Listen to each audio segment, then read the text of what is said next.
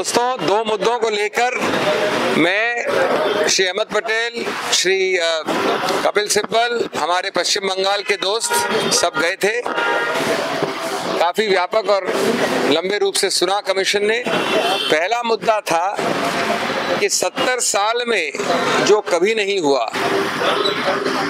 70 साल में चुनाव हुए हैं, विरोध हुआ है, विपक्ष हुआ है, झगड़ा हुआ है, लेकिन जिस प्रकार से रेड्स दिन प्रतिदिन हो रही हैं,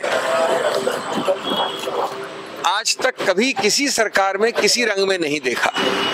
जो हम एक मुद्दा लेके गए थे वो एक उदाहरण है। एआईसीसी के एक एम्प्लॉई जो काम करते हैं हमारे ऑफिस में, श्री अहमद पटेल के ऑफिस में, मिस्टर मोइन के घर पे कल लगभग 2 बजे गीता कॉलोनी में इनकम टैक्स अफसर पहुंचे। उस वक्त सिर्फ उनके बच्चे और बीवी थी। तब कल से 2 बजे से आज 3 बजे तक, यानी 25 घंटे उनके घर पे रहे। एक तिनका भी बरामद नहीं हुआ। मैं दोहराता हूँ, एक तिनका भी बरामद नहीं हुआ। मोइन साहब 11 बजे पहुंचे रात को वापस अपने घर। वो ऑफिस में ही थे। घर पहुंचे, उसके बाद आज 3 बजे तक उनको घर पे रखा। कोई खास पूछताछ नहीं, कोई खास बरामद नहीं। आज 3 बजे उनको ले गए अपने साथ कहीं तहकीकात या कहीं प्रश्नोत्तर करने के लिए, हमें पता नहीं कहां पर। और जैसे हम कंप्लेन करने आए यहाँ और कंप्लेन कर रहे थे तो खबर आई अभी कुछ मिनट पहले कि उनको छोड़ा गया है आईटी अफसरों द्वारा। यानी लगभग 1.5 दिन तक पहले तो उनके घर पे बैठे, अभी तक महिलाओं को और बच्चों को पीड़ित कर रहे हैं और इनके साथ ये हुआ और एक तिनका बरामद नहीं हुआ। हमारे इसमें 3-4 प्रश्न थे चुनाव आयोग से कि ये क्या सीबीडीटी, ईडी, सीबीआई इत्यादि, अगर सत्तारूढ़ पार्टी, देखिए आज सत्तारूढ़ आप हैं, कल मैं हूं, परसों तीसरा आदमी है, जब भी चुनाव आएंगे और सत्ता पलटेगी, बदलेगी, उसके पहले क्या सत्तारूढ़ पार्टी इस प्रकार से उपयोग या दुरुपयोग कर सकती है एजेंसीज का? अगर ये प्रेसिडेंट बन गया तो ये तो हर चुनाव में मजाक हो जाएगा। दूसरा, क्या ये संभव है कि आज तक किसी एक सत्तारूढ़ पार्टी के व्यक्ति के विरुद्ध ऐसा रेड नहीं हुआ? क्या ये संभव है कि सत्तारूढ़ पार्टी चुनाव की कैंपेनिंग कर रही है हवा में और पानी में और पत्तों में और बिना किसी पैसे के, जिससे एक प्रश्न भी नहीं पूछा जा रहा है? क्या ईडी, आईटी, सीबीआई पहुंचे थे अरुणाचल प्रदेश, जबकि एक फरलांग दूर ये अफसर, ये मुख्यमंत्री और उप मुख्यमंत्री बैठे थे? ये हो क्या रहा है इस देश में? क्या बीजेपी दूध की नाई या सफेद बतख एक ही है देश में? और ये हाई हैंडेडनेस तुरंत रुकनी चाहिए। दोस्तों, दूसरा मुद्दा था पश्चिम बंगाल का, और अभी मेरे मित्र आपको अंग्रेजी में बताएंगे, लेकिन दूसरा मुद्दा महत्वपूर्ण है, अति महत्वपूर्ण है। हमारा सब डेलीगेशन, आप जानते हैं, भट्टाचार्य साहब, चौधरी साहब, दत्ता साहब वगैरह सब गए। उसमें हमने 4-5 अत्यंत महत्वपूर्ण मुद्दे उठाए हैं। मुद्दा नंबर 1 कि पूरे प्रदेश की मशीनरी, कानून व्यवस्था पुतली बन गई है, पपेट बन गई है प्रशासन का। निष्पक्ष, स्वतंत्र, बिना भय के चुनाव इसलिए नहीं हो सकते कि जो संरक्षक हैं, रक्षक हैं, वो एक प्रकार से भक्षक बन गए हैं। और हमने कहा है कि जो 80,000 के आसपास पोलिंग बूथ्स हैं, उसमें सब में इनको सेंट्रल फोर्सेस को तैनात करना है। जितने 100% में सेंट्रल फोर्सेस हो सके वहां होना चाहिए, नंबर 1। नंबर 2, हमने कहा है कि मालदा में, रायगंज में और मुर्शिदाबाद में, उदाहरण के तौर पे, पूरी अराजकता फैली है। हमने टेप दिया है, वीडियो टेप, जिसमें अराजकता के ठोस प्रमाण दर्शित हैं।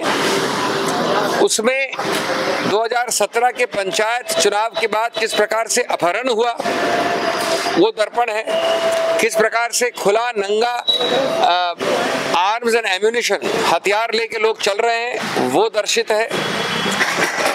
प्रशांत कुमार रॉय का अपहरण हुआ, वहाँ के अफसर हैं। हमने नाम लेकर 4 या 5 पुलिस स्टेशन के SHO और सब इंस्पेक्टर्स का नाम लिया है कि वो किस प्रकार के शासन के स्पोक्स पर्सन, प्रवक्ता बन गए हैं। हमने उदाहरण दिया है कि वहाँ पर किसी की सुनवाई नहीं है और सिर्फ एक ही उद्देश्य है कि लोकल सत्तारूढ़ पार्टी को जिताया जाए। इसलिए हमने तुरंत उनके स्थानांतरण, ट्रांसफर की मांग की है और वो उदाहरण ठोस हैं, लिखित हैं और हम आशा और विश्वास करते हैं कि जल्द से जल्द पश्चिम बंगाल के विषय में चुनाव आयोग एक्शन लेगी, गंभीर और ठोस एक्शन लेगी। और अंतिम बात मैं ये कहना चाहूँगा कि वहाँ पर आप जानते हैं मुर्शिदाबाद एक थोड़ा विचित्र जगह है जहाँ की 3 पार्लियामेंट्री कॉन्स्टिट्यूंसीज है। वहाँ हमने आरोप लगाया है कि वहाँ के सत्तारूढ़ पार्टी के मंत्री, अधिकारी जी दुरुपयोग कर रहे हैं।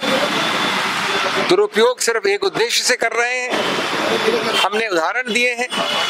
मुर्शिदाबाद के एक MP हमारे साथ हैं और वहाँ जो अराजकता है, वहाँ जो बिल्कुल लॉ एंड ऑर्डर व्यवस्था खत्म हो गई है, सिर्फ चुनाव आयोग की दृष्टि और सेंट्रल फोर्सेस उसको बचा सकते हैं। सर, क्या आप एग्री हैं? भारतीय जनता पार्टी भी कहती है कि पश्चिम बंगाल में मशीनरी का इस्तेमाल करके। देखिए, हमारा वक्तव्य हमारा है, हमारे उदाहरण हमारे हैं, हमारा लिखित पर्चा हमारा है, ये हमारा मत है।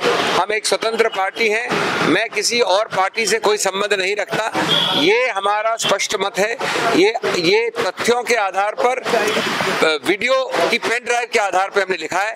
कोई और पार्टी क्या कहती है उससे हमारा कोई संबंध नहीं। सर, इनकम टैक्स मामले में आप लोग की मांग एग्जैक्टली क्या आप लोग? मैंने पूरा बता दिया आपको, आप पूछ रहे हो। चलिए, ये अंग्रेजी है नहीं, नहीं, इंग्लिश में practically everything has been explained to you in Hindi. Just I like to add a few points. Entire in Bengal now the situation is practically reign of terror.